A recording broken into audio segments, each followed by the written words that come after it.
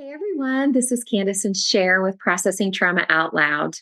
And we want to start off by saying Happy New Year. We hope your 2024 is a year that you can experience so much goodness and so much of the love that you long for and that you're worthy of. And Sher and we share that desire and that dream for you. But our topic today is going to be, what is it like to dream for you, to touch into the desires that you have for this coming year? And Sher, as we were preparing, you named something that I think most of our listeners will relate to. And when we've experienced complex childhood trauma, and we could be healing, but we could still struggle through this. Why can it be kind of difficult or scary to really slow down and think about, what are our dreams? What do we desire? Can you shed some light on that for us? I've been thinking a lot about my dreams and desires. Kind of the first time that I remember being focused on and kind of having this sense of courage to actually go there, to think about it, to write some things down. And I have tried to engage several people in the conversation, and it has been interesting to see a lot of people literally will not go there. Mhm. And it's caused me to ponder, what is it about dreams and desires that doesn't feel safe? And I think that when we have experienced childhood trauma in particular, having dreams and desires wasn't safe. And even having hope of good things wasn't safe. And that even when good things came, it was hard to enter fully because we had the sense that something bad is coming. Mhm. And that when, even as children, we were in more of a survival mode or deep in our coping strategies, holding goodness or Mhm. hoping for goodness or having dreams and desires literally did not feel safe. Mhm. Yeah, you and I both have had quite a bit of story work where we've been able to even know some of our stories of what it was like that maybe we did come forward with a desire, and how are we met in that. And if we experience that repeatedly, even what are the messages do we tell ourselves about having desires or dreaming about the future? We also have clients that we work with where we hear stories that at some point that became unsafe, um, as we look at those stories. And so, of course, even as an adult, this can be a complex relationship that we have to work out if we want to look at the blocks, and not just look at the blocks, but how do we heal that? How do we get in touch with, ooh, what do I really love? What do I desire? What do I feel like I need? You know what? Maybe for some people, and I do believe this is true, that comes pretty fairly easily. They can just get in touch and they go after it. But for other people, it actually brings a lot of pain because they wonder, why can't I know what's going on inside of me to name what I dream and desire? Yeah, it's a struggle. I mean, it is. And I think but noticing that it's a struggle is part of the process. And if we can come to this place where we can even acknowledge it's a struggle, I feel blocks, I feel some resistance. How can I tend to that? Tune in to my littles Mhm. and bring that seeing and soothing and safety, and then still press forward and say, yeah, I recognize that there's some sensations going on in my body that would cause me to feel like there's resistance here, and let's take a step toward it anyway and see what we can identify. And Yeah. and we really want this episode to be, I'm glad we're naming this because this is real. I mean, this is real for most of us, that there's a lot of resistance around this topic. But we also want it to be really inspiring through us just naming some of the things that we've been processing and some of the things that we've been turning our thoughts toward as we look toward the coming year of what are some of the things that we are dreaming of and desiring. And I am super excited about something that you have been working on and moving toward. And just wondering if you would like to share a little bit about something that is a big dream of yours as we go forward into this year. But one of the things that I am owning more is that I am a writer and I love to write. I enjoy to write. Um, so this last year, I decided to start a memoir specifically about my teenage years. And I began every day sitting down a little bit each day and just letting the stories come and share each time I did it. It just really flowed. I didn't feel the stuckness that I would feel in the past. And I will tell you the reason why I was so stuck in the past is because I did not have a cohesive narrative of my stories that led me to a conclusion that I am not bad or dangerous. Mm, mm, Though I have done things that are bad and I've made decisions that haven't been the best, the core of who I am and how I was created. And I'll just stop and say to our listeners, who you are and how you were created was very good. mm. I don't care what you've done or not done. Now, there may be consequences that you have to walk through, but it doesn't change the fact that you were created in love for love, and you are worthy of being met with such deep kindness, curiosity, and understanding. Mm. All that to say, yes, I am looking forward to a year where I'm going to publish this memoir. Yeah. There is a sense, and we talked about this before we pushed record, that I already know that I have a group of people who will love me through the reading of that memoir. But I also realize that this may not be easy for some, or, even if they don't want to read it, that's okay. I bless all of that. But just grounding myself in the safety and security of those who are going to be walking with me through this. Yeah, so good and so wise, so much wisdom there. And just a recognition, right? Like that our stories do bring arousal in other bodies. And that when that energy or that arousal is activated, that people often respond out of that. And sometimes it promotes movement toward healing and freedom and courage and life and wholeness, sometimes the other. So I'm glad to hear that you're aware and that you're evaluating that, and then you're able to say, okay, even with that awareness, do I want to proceed? And you have declared, yes, I want to proceed. Yeah.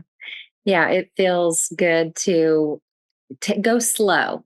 Now, you know that I've been talking about this for what, maybe at least a year and or longer. And so it just has felt kind to go Yeah. slow. Yeah. Yeah. So Cher, what's something that you're looking forward in 2020 just for a sense of goodness and uh, naming what you are dreaming about and what you're desiring? Yeah, and I before I do that, I do want to just say I have read a large portion of your memoir. I had the honor of that, and I'm very excited about the opportunities that people will have to read your stories, your story, and experience some healing in their Mhm. own stories as a result. And well done to press through the hardness, even though I know that it has been a time of such really really sweet flow as you have done it. So yeah, Yeah, thank you for saying that. Now it made me think of one more thing I want to say about it. But I told you that there were mornings that I was just writing and it was just flowing. And I had this sense that my teenage girl was sitting by me with her head on my shoulder. yeah, almost snuggling up to me and was grateful that I was telling our story from a from such a kind place. I mean, part of this journey of writing the memoir was going from hating my teenage self to loving her and seeing her. And yeah, I won't say so much more, but I want to say that today that part of this was continued healing for my own teenage girl. Yeah, and it's been just lovely to see that process happening. Yeah, thank you. Yeah. Yeah, I think what I want to share is something that I want to be more of rather than do. There are some things I want to do, but I think what I would like to share here today is um, something that I want to become more of is stepping into owning my own power. Mm, And owning my power, I think I'll just say that the topic of power has been difficult for me because I experienced the abuse of power in my childhood, and where power brought harm and power was dangerous, and that in a couple of times in my throughout my life when I have been named as powerful, I immediately went into shame. Like I could not even hold that concept of even when it was spoken in affirmation. Um, and because I did not want to be powerful, because to be powerful meant to be hurtful. And I so much have not wanted to be hurtful throughout my life. And so I have become more and more aware of just a desire on my part to take up space in my world in a different way. And I'm doing this through a lot of different things, one of which is a body work therapy that I'm doing right now. And I've noticed literally for the first time in my life, I have this awareness of my feet connecting with the earth. And I know mm, that that can sound kind of strange in a way, but I think that a couple of things that are so important for healing are being aware and noticing.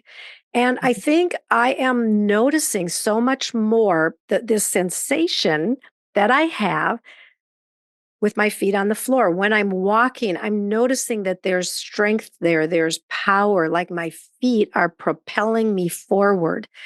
And it sounds kind of strange, I know, but it seems like it's very significant for me. And just this sense that I feel like I'm more present in my body and I'm taking up space in my world in a different kind of a way. And I feel like this is such a big dream and desire that I have because as I have gone through, so as I have really done a lot of good work in my healing journey, mm, and I have such a desire to help others find healing and wholeness and freedom as well, that I feel like I am being called upon to step forward in a new way with a new voice where mm. there's where there is more power. I'll use that word, but it's not, but it's power in the sense of I think about love as being the most powerful force Yeah. in the world. I Yeah. want to be powerful in love. I want to be powerful in being a person who helps others find peace and healing and joy and some of those things that we don't think of necessarily when we think of the word powerful, but I want so much to be powerful in ways that empower others to break free from all the things Mhm. that hold us back, Mhm. and to be able to do it in a way that is like this gentle flow, not in a way that is harsh or demanding or um or I guess I'll use the word scarring, inflicting something of harshness, Yeah. but rather in ways that are tender and kind and coming alongside in kind of this this way where there's resonance with the people that are in my world. That's how I have such a desire to begin showing up more and more in these ways. Well, I'm glad you're saying more and more because as someone who's been in your life for several years now, one on one and in groups, Mm, you've already begun and you've already mm, stepped into um, this place of what is my relationship with power? Because we know from your story that, like you said, there was an abuse of power, yeah, which caused you to move towards being very small, yeah, not speaking up when you need to speak up. yeah. And it really is other people's stories too. Like you have your clients, we've known stories and story group, and it's like, oh, this is a real thing. Yeah. And so the the power of love that was brought to you that now you so beautifully bring to other people Mhm.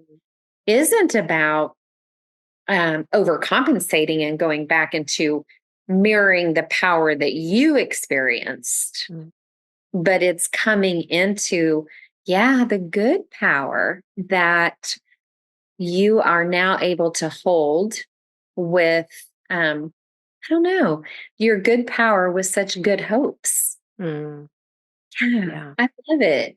yeah. Thank you. Thanks for saying that. Thanks for that affirmation. I know it has been a process, and I think it's kind of I feel like it's turning a page of a chapter, where a new chapter is beginning with, January of 2024, and what will this hold? I see something happening, some kind of good change coming that I'm holding hope for. Yeah. Yeah. I just want to speak to our listeners for a minute about what is it like for you to go into 2024 in relationship to knowing what you desire for this year, or your relationship to what is it like to dream. And we know that it may be really, really hard for you to do that right now. And we've been there and we understand, and there is no shame or judgment for being in this place. But I want to ask, would you be willing to at least take some time to have some curiosity towards what would it be like if I reached out to someone who can sit with me in this space Mhm.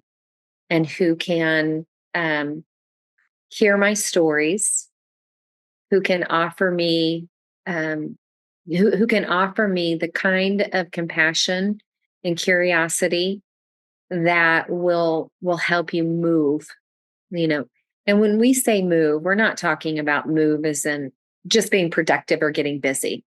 We're talking about moving the blocks, Mm. Yeah. right? Moving the belief system, the old belief systems out of the way, that you can also experience something new in your body in 2024 and in your heart and in your mind and in your spirit.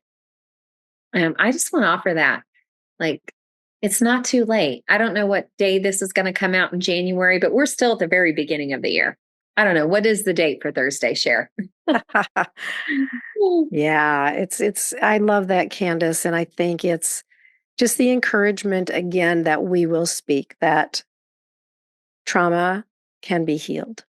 Mhm. That even the hardest, deepest wounds that we are carrying, we know we have experienced tremendous healing. And it doesn't mean that we never struggle or that we're never activated or find ourselves where we are feeling out of sorts, but we have resources and we are moving in directions that are changed because of the choices that we've made to bring our stories forward and receive care in some just really beautiful ways. And we want that for everyone. Yeah. I have to say, there is one more thing that I'm looking for in 2024 that involves you. And that is, I think it's in April, we're coming up on our 100th episode. I know we're a few months out, Yeah. but I'm just going to go ahead and say it. I am super excited to be with you, to celebrate, and to maybe have some new things that are going to happen throughout the rest of the year for our podcast. Yeah. We started this a little over a year and a half ago, and it's been just such a tremendous part of my life to have this time. The conversations that we have are very impacting for each other as well as our listeners. So it has been just an amazing journey. So it's exciting to think about episode 100 coming up. Yeah. So it's been so good, Sharon. I do look forward to, some more guests that we're going to be interviewing, and just maybe some more topics. And in fact, if there is a topic that we haven't covered, and if we feel like that we can, email us at candaceshare@gmail.com, because we would love to hear from you in that way. Yeah. So good to be with you today, Candace. You too, friend. Love you. I love you too.